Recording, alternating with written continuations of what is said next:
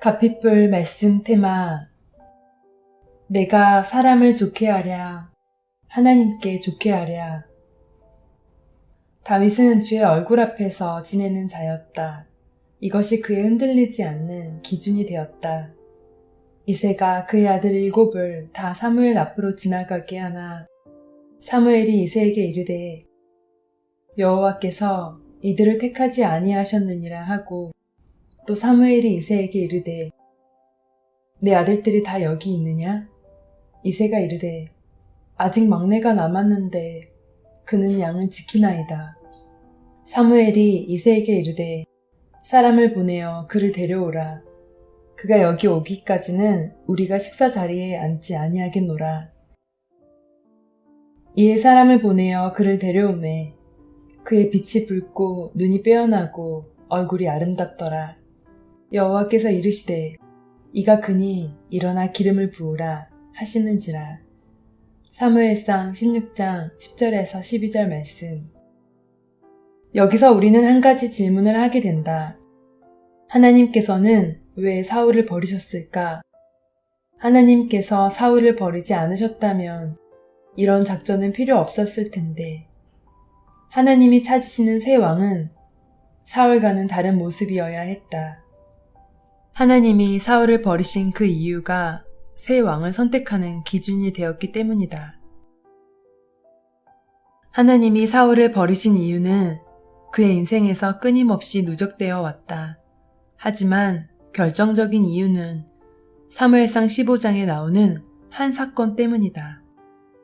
하나님께서는 사울에게 아말렉을 쳐서 그들의 소유 하나 남기지 말고 그 백성을 완전히 진멸하라고 명령하셨다. 그러나 사울은 그 명령을 어긴다. 아말렉 왕인 아각을 죽이지 않고 생포한 데 이어 자기가 보기에 쓸만한 것은 보존하는 죄를 범했다. 사울과 백성이 아각과 그의 양과 소의 가장 좋은 것 또는 기름진 것과 어린 양과 모든 좋은 것을 남기고 진멸하기를 즐겨 아니하고 가치 없고 하찮은 것은 진멸하니라. 사무엘상 15장 9절 말씀. 하나님의 명령을 받았음에도 불구하고 자기 기준에 따라 행동했던 것이다. 사울에게도 나름의 이유는 있었다. 그래서 그는 사무엘에게 이렇게 호소하며 변명한다. 내가 범죄하였나이다. 내가 여호와의 명령과 당신의 말씀을 어긴 것은 내가 백성을 두려워하여 그들의 말을 청종하였음이니이다. 사무엘상 15장 24절.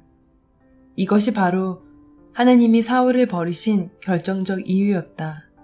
그는 하나님의 마음에 합한 자가 아니라 사람의 마음에 합한 자였던 것이다.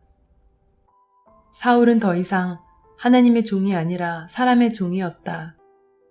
하나님의 마음에 합한 자로 살아가기 위해 몸부림치는 것이 아니라 사람의 마음에 합한 자로 살아가기 위해 만사를 결정하기 시작했다. 이것이 그가 버림받은 원인이다.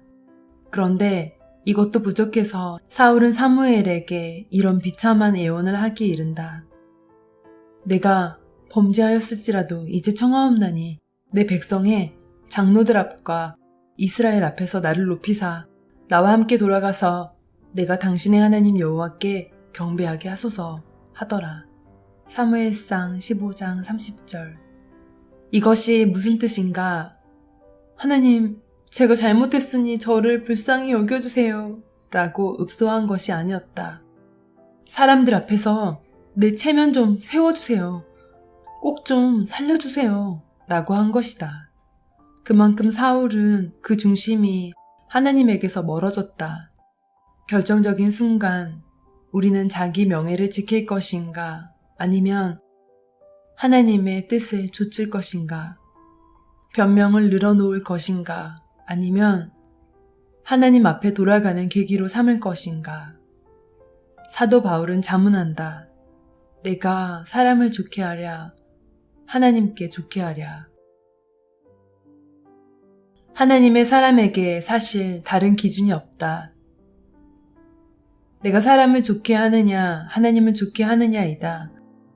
사람을 좋게 하는 자는 하나님의 종이 아니다.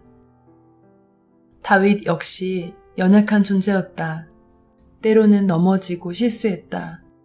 눈에 보이는 유혹에 넘어가기도 했고 자기 대신 싸워줄 용사가 몇 명인지 궁금하여 하나님의 뜻에 반하여 백성을 계수하는 일을 감행하기도 했고 자기 열정에 취해 우사에게 언약궤를 옮기도록 하기도 했다.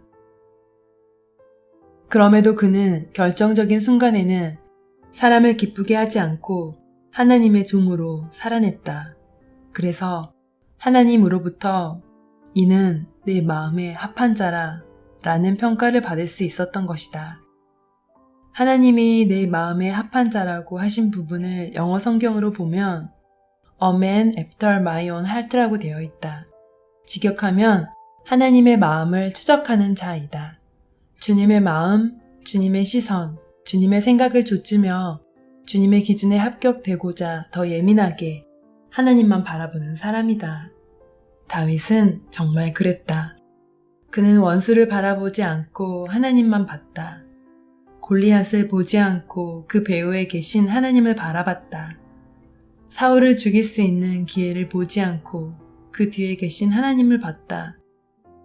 밧세바를 범하는 죄를 지은 후에도 죄의 대가를 보지 않고 그 배후에 계신 긍휼을 베푸시는 하나님을 봤다. 그리고 자신을 주님의 손에 온전히 맡겨버렸다. 이로써 다윗은 이스라엘 역사 속에서 오래도록 기억되고 기념될 수 있는 하나님의 사람으로 서게 되었다. 하나님은 사람의 종이 아닌 하나님의 종으로 살고자 하는 중심, 그 중심에 뿌리를 내려 맺히는 열매를 보신다. 하나님이 찾으시는 종은 그의 시선이 하나님 한 분께만 머무는 사람이다. 사람을 두려워하지 않고 하나님을 두려워하는 사람이다. 다니엘 김의 완주자 중에서 갑비풀 말씀 테마 내가 사람을 좋게 하랴 하나님께 좋게 하랴